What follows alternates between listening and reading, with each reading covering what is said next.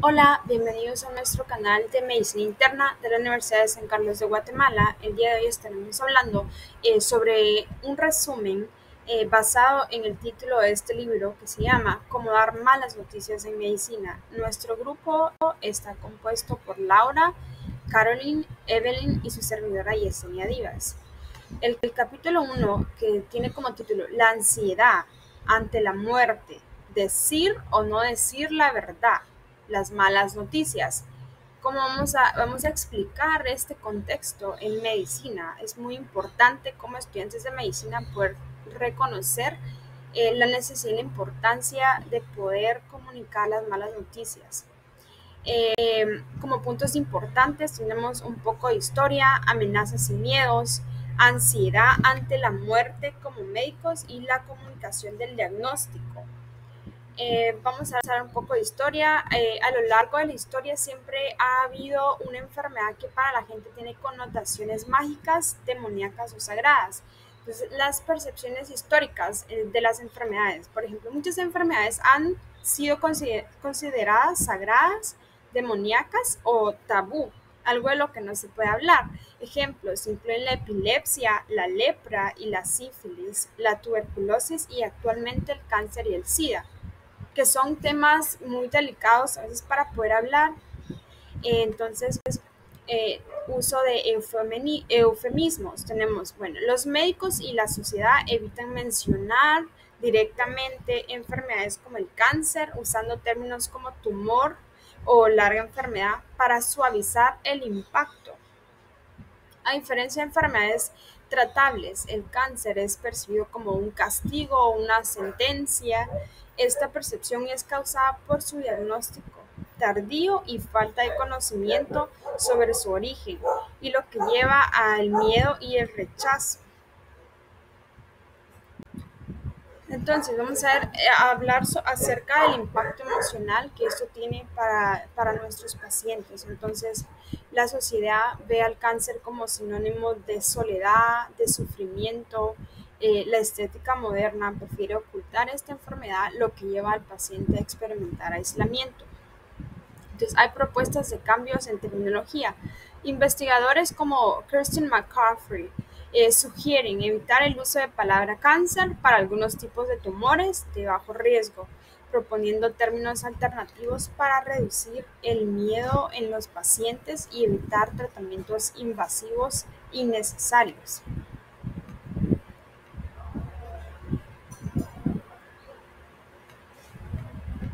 Ahora vamos a hablar un poco de los avances médicos y expectativa de vida. Entonces, los avances en medicina, como el control de infecciones, trasplantes y tecnologías quirúrgicas, han aumentado significativamente la expectativa de vida. Esto ha creado una ilusión de inmortalidad, llevando a una dependencia total en los médicos, que ahora los pacientes piensan que por ser médico deben de saber solucionar, de tener control sobre la enfermedad, de poder hacer todo para salvar esa vida, y no siempre es posible. Entonces vamos a hablar un poco del miedo a la muerte en médicos. Estudios de Casper y Feifel muestran que los médicos, a pesar de su frecuente contacto con la muerte, son quienes más la temen y piensan menos en ella. La exposición constante a la muerte les recuerda su inevitabilidad y horror. O sea, que es algo que nos causa mucho miedo. Entonces, para muchos médicos, la muerte no se percibe como algo inevitable, sino como un fracaso personal. Esta perspectiva dificulta hablar de la muerte, pues implica admitir una derrota profesional, entonces tiende a afectar mucho al médico. A veces hay dificultades en la comunicación, en la relación médico-paciente, para poder dar un diagnóstico, para poder hablar sobre un tema, sobre una enfermedad. A veces hay ejemplos de evasión, que el médico trata de evadir esa realidad para no lastimar o para no comunicar las cosas de una manera que no se puede. Tratar de evadir esa relación para escapar esa situación. También vamos a hablar de la falta de conciencia personal. El rechazo a enfrentar el tema de la muerte refleja problemas no resueltos en los propios profesionales de la salud. La falta de autoanálisis sobre sus temores limita su capacidad para acompañar adecuadamente a los pacientes en su final de vida. El impacto de contexto cultural en una sociedad tan actofoba como la actual, la presión cultural y el rechazo a la muerte influyen en el comportamiento de los médicos.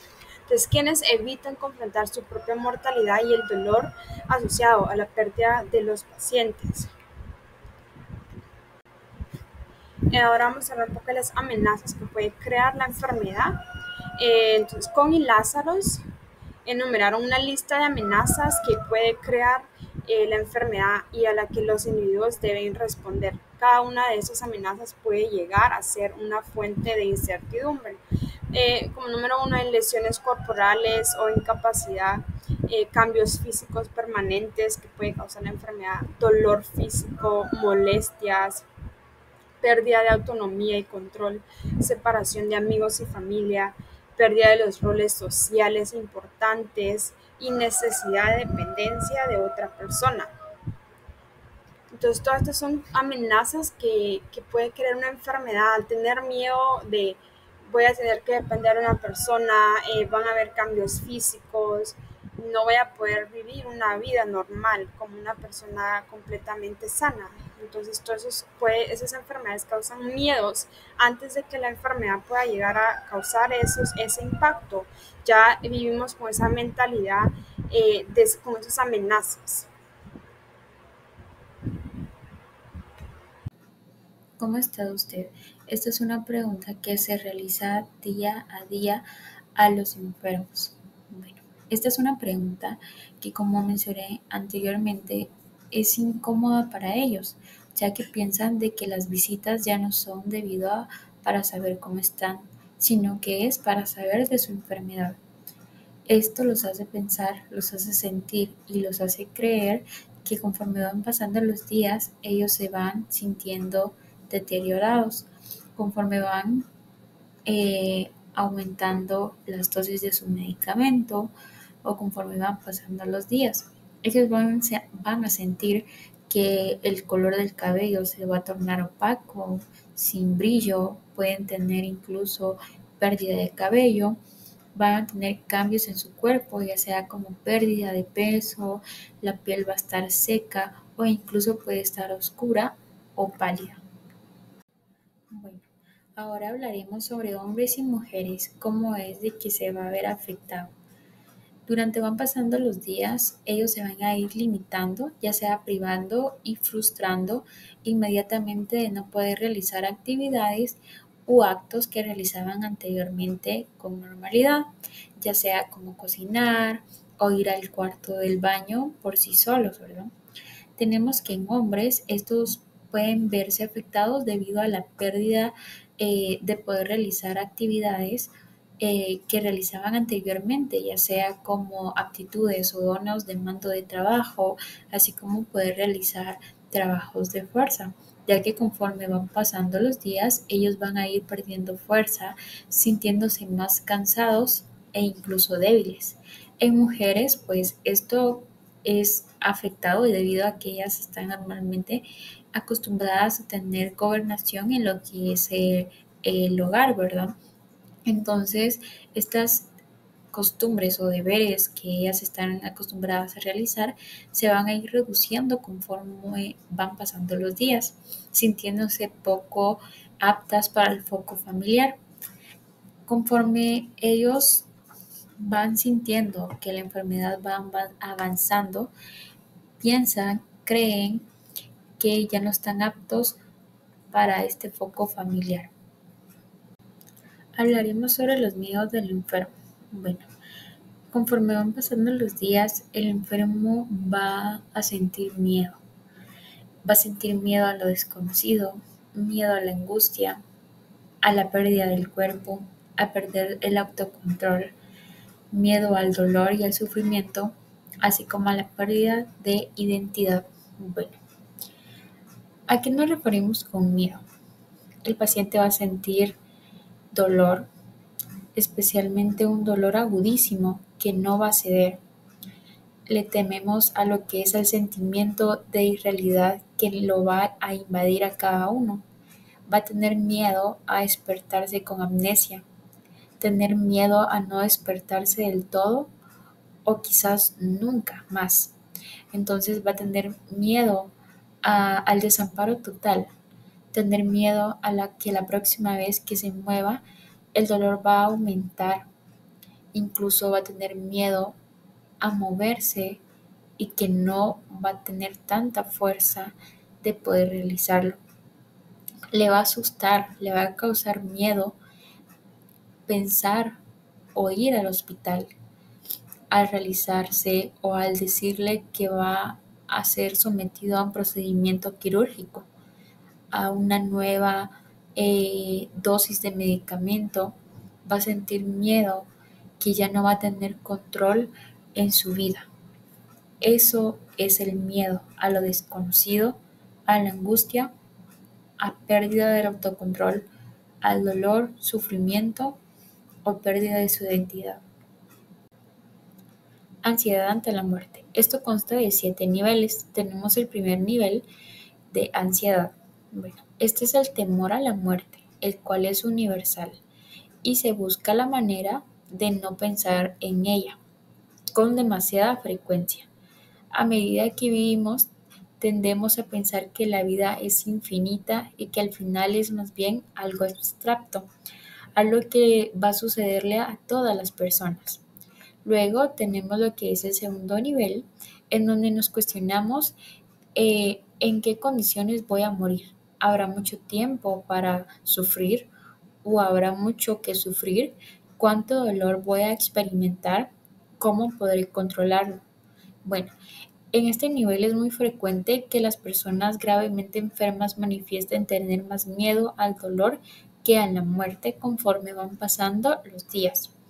El segundo nivel de ansiedad, ¿verdad? Por la muerte deriva del miedo a pensar que las últimas semanas u últimos meses que queden de vida va a ser algo institucional, ¿verdad? Como bien sabemos, la duración de la vida se ha duplicado desde comienzos del siglo y el temor a una muerte lenta es demasiado pensativo y doloroso. Luego tenemos lo que es el tercer nivel. En este tercer nivel se basa en lo que es el temor a sentirnos avergonzados de perder lo que es la dignidad. Aquí la mayoría de nosotros prefiere pensar y tener la idea que debemos ser orgullosos y tener dignidad hasta el último día de nuestras vidas, cuando la progresión de la enfermedad y los propios tratamientos comienzan a no verse con mejoría en nuestra imagen. Tenemos el cuarto nivel, que este cuarto nivel pues nos va a hablar sobre lo que es el temor a dejar de ser o el temor a la nada, es decir, el temor a la aniquilación. Luego tenemos lo que es el quinto nivel de ansiedad, que este nivel habla un poco sobre lo que es el temor a estar solos durante la enfermedad o a estar solos después de morir. Vamos a estar separados de lo que es nuestros seres queridos, nuestros hijos, hermanos, primos, tíos, padres. El pensar de que vamos a morir es algo muy fuerte para los enfermos. Entonces ellos piensan en cómo nacieron, en que si existe una ayuda, un consuelo, una compañía o que los familiares pueden estar con ellos en cada momento aunque vivan lejos. Ellos tratan de estar presentes en cada momento con los familiares o con algún familiar en específico. Estos moribundos o enfermos terminales tienen la gran necesidad de sentirse protegidos, amados, seguros desde los últimos días hasta los primeros, desde que se enteraron de dicha enfermedad. Tenemos el sexto nivel. Este nivel provoca una gran ansiedad y es la idea de pensar que cuentan con pocos días de vida o semanas de vida. Entonces ellos piensan de que estos últimos días de vida están rodeados de lo que son máquinas, tubos o aparatos que se encargan de mantener nuestras funciones corporales y controlar nuestro cuerpo. Entonces, respecto a este nivel, tememos a no estar en condiciones de poder expresar nuestras aceptaciones o rechazar los tratamientos. Luego tenemos el séptimo nivel, el cual es el último, el cual es el temor al fracaso. Aquí se torna evidente cuando las personas moribundas creen que han desaprovechado sus vidas porque nunca siguieron o cumplieron sus verdaderos deseos. Entonces, estos 7 niveles de ansiedad va a ir experimentando el enfermo conforme van pasando los días y conforme los tratamientos eh, que se le proporcionaron debido a dicha enfermedad no han funcionado de la manera en la que creeríamos. ¿En qué condiciones voy a morir? ¿Habrá mucho sufrimiento? ¿Cuánto dolor experimentaré? ¿Cómo podré controlarlo? Estas son 4 preguntas que cada enfermo se cuestiona conforme van pasando los días, ya sea en pensar si van a sufrir mucho durante la muerte o si van a estar al lado de algún familiar cuando esto suceda o si van a estar en el hospital, si cómo podrá controlarlo, si conforme van pasando los días ellos ya no van a tener control de su cuerpo, perder su identidad como se mencionó anteriormente. Crisis aguda. Esta crisis aguda se da debido a una deficiente comunicación hacia nuestros pacientes, debido a que es importante la comunicación del diagnóstico. No todas las personas viven sabiendo que pueden morir en cualquier momento. Todos nosotros proyectamos una trayectoria de futuro para nuestra vida dentro de lo que es posible llamar trayectoria potencial de muerte. Se prevé un lapso en cuyo contexto se programan nuestras actividades y planificaciones de nuestra vida. El proceso de informar al enfermo sobre malas noticias y el papel de la comunicación en la medicina. La crisis de una enfermedad no solamente va a afectar al paciente en términos físicos, también lo hará en un aspecto emocional y psicológico. Entonces tenemos que saber que esto va a colocar al paciente en un estado de premuerte que va a requerir la reconfiguración de todo su ser y le va a hacer conciencia de la muerte como motor de vida. El rol del médico en la comunicación de malas noticias. Primero que nada, pues es el médico quien generalmente toma las decisiones sobre qué se dice y cómo se dice, ya que los médicos suelen tener sus propias creencias, experiencias y filosofías sobre cómo comunicar las malas noticias. Esto va a influir en el enfoque que vayan a dar sobre esta situación. Esto también puede provocar que el médico pues tenga miedo a dar las malas noticias, como ocurre en situaciones graves en las que no existe un protocolo establecido y puede generar incertidumbre y miedo. Malas noticias, problema social versus individual. La dificultad de informar al enfermo sobre su condición no es solo un problema individual, sino que es principalmente social, ya que a menudo la resistencia a comunicar la verdad viene de la familia, los cuales temen el impacto emocional de la noticia que vaya a tener sobre la vida del paciente. La necesidad de formación en comunicación de malas noticias. La comunicación de malas noticias debería ser un aspecto más de la formación médica, ya que no puede abordarse con los mismos procedimientos estandarizados que se aplican a emergencias médicas o enfermedades curables. La falta de esta formación contribuye al temor y a la falta de preparación de los médicos para manejar situaciones emocionalmente complejas con los pacientes. Ahora, hablando específicamente de la comunicación que debemos de poseer con el paciente, debemos de tomar en cuenta que por un lado la carencia de comunicación va a provocar sentimientos de incertidumbre, ansiedad, estrés, indefensión, vulnerabilidad, distanciamiento hacia nosotros o hacia los propios familiares e inclusive deja pasos a posibles demandas hacia el personal de salud. Por el otro lado, cuando tenemos una correcta comunicación, los pacientes van a tener una mejor comprensión, van a sentirse relativamente empoderados en cuanto a la situación, es decir, van a estar mejor situados en la toma de decisiones, ya que no sentirán esos vacíos de conocimiento acerca de su padecimiento y por ende fortaleceríamos la confianza entre el paciente y nosotros y así se lograrán tomar decisiones compartidas. Bueno, ¿y cómo vamos a establecer la comunicación con nuestro paciente? Pues para ello vamos a considerar tres pilares clave, lo cual van a ser la empatía, la comunicación verbal y la comunicación no verbal. La empatía principalmente nos va a permitir ponernos en el lugar del paciente, entendiendo entonces sus preocupaciones, emociones, lo cual va a fortalecer la relación y confianza con él. Ahora, la comunicación no verbal es bastante importante, no tenemos que olvidar de ello, ya que a menudo esta comunicación dice más que las palabras. Por ejemplo, un gesto amable, una postura abierta con el paciente o el contacto visual pueden generar un ambiente de seguridad y bienestar. Cuando nosotros hablamos, debemos de hablar con un lenguaje claro y accesible, con lo cual podamos transmitir información importante y resolver las dudas. Ahora, algo importantísimo también es escuchar activamente al paciente.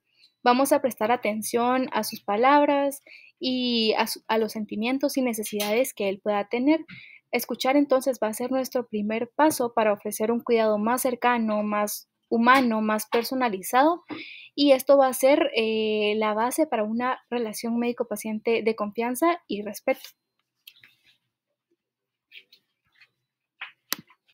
Entonces, en cuanto al diálogo que vamos a tener con el paciente, vamos a primero explicar de forma entendible, sin utilizar tanto término médico, porque luego quedan con muchas dudas, o si nosotros vamos a utilizar términos médicos, vamos a explicar las dudas que tenga nuestro paciente o vamos a preguntar si tiene alguna inquietud para resolvérsela.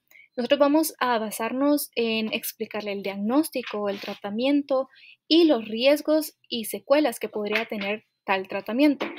Ahora también, como dije anteriormente, debemos escuchar la palabra del paciente, vamos a escuchar las preocupaciones más profundas que tenga, también los deseos, si tuviera como pensamientos de si algo va a fracasar, también las esperanzas que tenga o decepciones.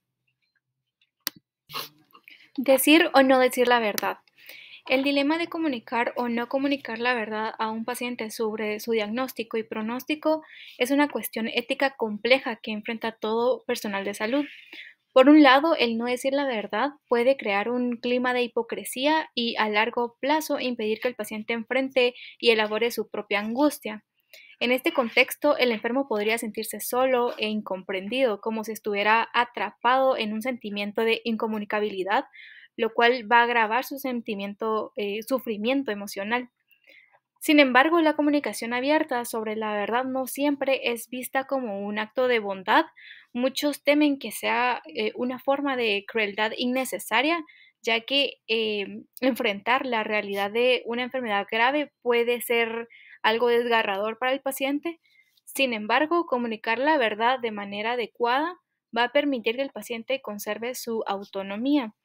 Al saber su diagnóstico y pronóstico, puede tomar decisiones informadas, no solo sobre su tratamiento médico, sino que también sobre aspectos fundamentales de su vida, como creencias religiosas, asuntos financieros o relaciones humanas. En resumen, comunicar la verdad no debe ser vista como una crueldad, sino como una oportunidad de empoderar al paciente, darle el control sobre su vida y sobre todo ofrecerle la oportunidad de vivir sus últimos días, si fuera el caso, con dignidad y paz.